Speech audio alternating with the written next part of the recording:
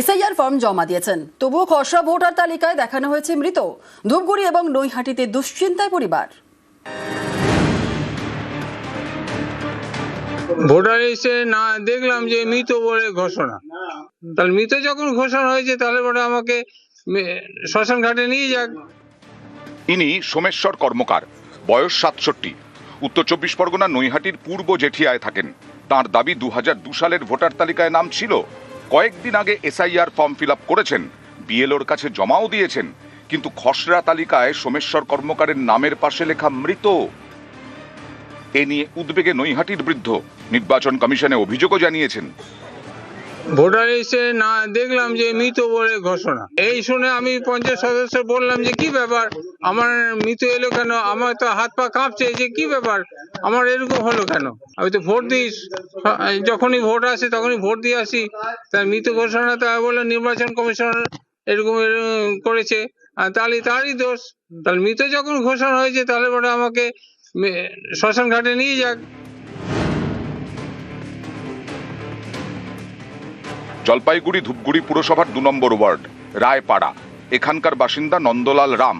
তাঁর দাবি SIR form fill up করেছেন, বিএলওর কাছে জমাও দিয়েছেন, কিন্তু খসড়া তালিকায় নামের পাশে লেখা মৃত। চিন্তায় নন্দলাল দ্রুত ভোটার তালিকায় নাম তোলার দাবি জানিয়েছেন। আমি তো মানুষটা জীবিত আছি, কিন্তু আমার ভোটার লিস্টের নাম হচ্ছে মৃত। রাতে ৯টার সময় ফোন করছে, তুমি যেটা ফর্মটা দিছো সেটা জমা হয়ে গেছে কলকাতা। আমি নাম জিজ্ঞাসা করলাম কি নাম আছে, তখন উনি বললো যে এটা নন্দলাল ঘোষ, আর আমারটা তো হচ্ছে নন্দলাল রাম, তো দুইটা অ্যাডজাস্ট কি করে হবে? উনি বললো যে সবকিছুই হুবাহু একই আছে। ইনি ভীমচন্দ্র মণ্ডল, বয়স ৭০, পশ্চিম বর্ধমানের সালানপুরের মাঝিপাড়ায় থাকেন। তাঁর দাবি এসআইআর ফর্ম ফিল আপ করেছেন, কিন্তু খসড়া তালিকায় তার নামের পাশে লেখা মৃত। ২০০২-ও আপনার নাম ছিল? তার আগে থেকেই নাম আছে। আচ্ছা, তো এখন কি দেখছেন? এখন দেখছি যে ভোটের নাম বলছে মারা গেছে। হতে আর কিছু নেই, আমরা তো জানছি যে আমাদের বয়স হয়েছে, কবে যে মারা যাবো কোনো ঠিক নাই। তবে সরকার থাকতে জীবন তো থাকতেই যদি মারা যায় বলে, তাহলে একটা মনের এরকম ভুল হওয়া তো উচিত নয়। কি জানি সরকার কি করছে এখন। নিউজ 18 বাংলা। আজ মোহন ভাগবতের অনুষ্ঠানের জট কাটল। আজ আরএসএস এর অনুষ্ঠানের অনুমতি হাইকোর্টের। কলকাতা পুলিশকে অনুমতি দেওয়ার নির্দেশ। আরএসএস এর শতবর্ষের অনুষ্ঠানে পুলিশের না। কলকাতা পুলিশের সিদ্ধান্ত চ্যালেঞ্জ করে মামলা। গতকাল রাত ৮টায় বিচারপতি কৃষ্ণ রাও বেঞ্চে শুনানি হয়। কলকাতা পুলিশ ডিরেক্টরেটে আবেদন করুক আরএসএস। সভার অনুমতি নিয়ে পুলিশের আপত্তি নেই। বিচারপতি কৃষ্ণ রাও বেঞ্চে জানালেন রাজ্যের আইনজীবী। রাজ্যের আশ্বাসেই মিলল অনুষ্ঠানের অনুমতি।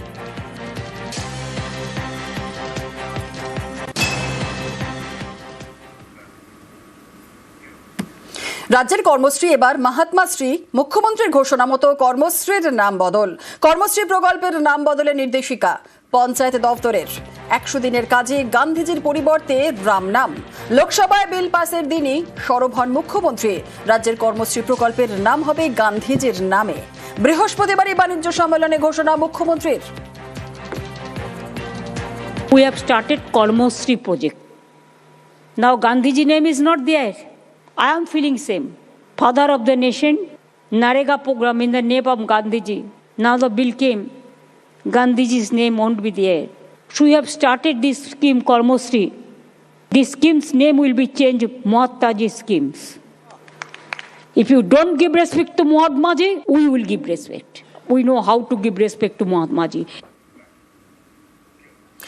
আর এবারে দীঘায় নতুন লেজার পার্ক। সৈকত শহরে অমরাবতী পার্কের কাছেই তৈরি পার্ক। দীঘা শঙ্করপুর উন্নয়ন পর্ষদের উদ্যোগে তৈরি পার্ক। ২০ টাকার বিনিময়ে লেজার শো দেখতে পাবেন যারা ঘুরতে যাবেন পর্যটকরা দীঘায়।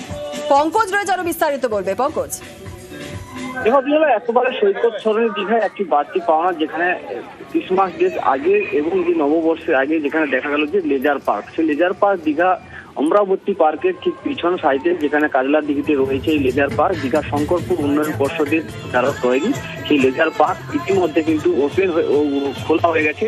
এক্ষেত্রে লেজার পার্কে যেমন পর্যটকরা যেমন সমুদ্র দেখবে, পাশাপাশি তারা রাত্রে একেবারে মনোরম আলো রোশনা, যেখানে মিউজিকের তালে যেখানে লাইটিং এবং জলের ফোয়ারা রয়েছে, সেক্ষেত্রে বাচ্চাদের একটা বাড়তি পাওনা, যেখানে সমুদ্রের শান, পাশাপাশি রাত্রে এসে কিন্তু যেখানে বাচ্চারা তারা কিন্তু উপভোগ করবে মনোরম দৃশ্য।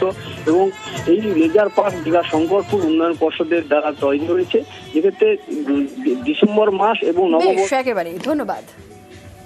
আমার নাম মধুমিতা দাস। পার্কে এসেছেন বাচ্চা নিয়ে, কেমন লাগছে লেজার পার্ক? ভালো লাগছে, বাচ্চাদের অনেক পার্কই থাকে কিন্তু এই পার্কটা ভালো লেগেছে শোটার জন্য। খুব সুন্দর লেগেছে, প্রথম গানটা তো অসাধারণ লেগেছে, ইন্ডিয়ার নিয়ে চলছে, খুব সুন্দর লেগেছে। ভালো লাগছে। পাড়ার সমাধানে অভিযোগে সমস্যার সমাধান। গোয়ালপুকুরের এক গ্রামের 3টি সমস্যার সমাধান। কি কি সমস্যা ছিল এবং কিভাবে এবার সমাধান হলো, চঞ্চল রয়েছে আমাদের প্রতিনিধি, আরো বিস্তারিত বলবে চঞ্চল। চঞ্চল শোনা যাচ্ছে? জানিয়ে রাখি যে গোয়ালপুকুর 1 নম্বর ব্লকের যে দেহুর গ্রাম রয়েছে, সেই দেহুর গ্রামের 3টি সমস্যার সমাধান হয়েছে। সেই গ্রামে হিন্দু মুসলিম দুই সম্প্রদায়ের মানুষেরই কিন্তু বসবাস রয়েছে এবং সেই গ্রামের দীর্ঘদিন ধরে সমস্যা যেটি হচ্ছে গুরুত্বপূর্ণ, একটি হিন্দু ভাইদের জন্য যেটা করা হচ্ছে শ্মশান ঘাটের চুল্লি, এবং অন্যদিকে করা হয়েছে মুসলিম ভাইদের জন্য যে ঈদগাহ রয়েছে সেই ঈদগাহ মাঠে ঢালাইয়ের কাজ। পাশাপাশি গ্রামে কিন্তু প্রতিবাদীরও ব্যবস্থা করা হয়েছে। এই 3টি সমস্যার সমাধান কিন্তু আমাদের সমাধানের মাধ্যমে সমস্যার সমাধান হয়েছে এবং এই সিনেমা সাথে কিন্তু খুশি গ্রামের বাসিন্দারা। বেশ, ধন্যবাদ। যে 10 লক্ষ টাকা আমাদের পাড়া আমাদের সমাধান থেকে স্কিম ধরেছিল যে প্রত্যেকটা বুথে 10 লক্ষ করে টাকা দেওয়া যাবে, সেই টাকার উপরে 3খানা সাধারণ লোকের সমাধান হচ্ছে। চুল্লি করেছে যেটা শ্মশানে আমাদের, আর একটা ঈদগাহাতে সাধারণ লোক যে বছরে 2বার নামাজ পড়তে যায় সেটা পিজিসি ঢালাই ওখানে ধরেছে, যেটা আমরা চাটাল বলি আর কি। ওখানে সোলার লাইটও ধরা গেছে। গ্রামের মানুষ অনেক খুশি।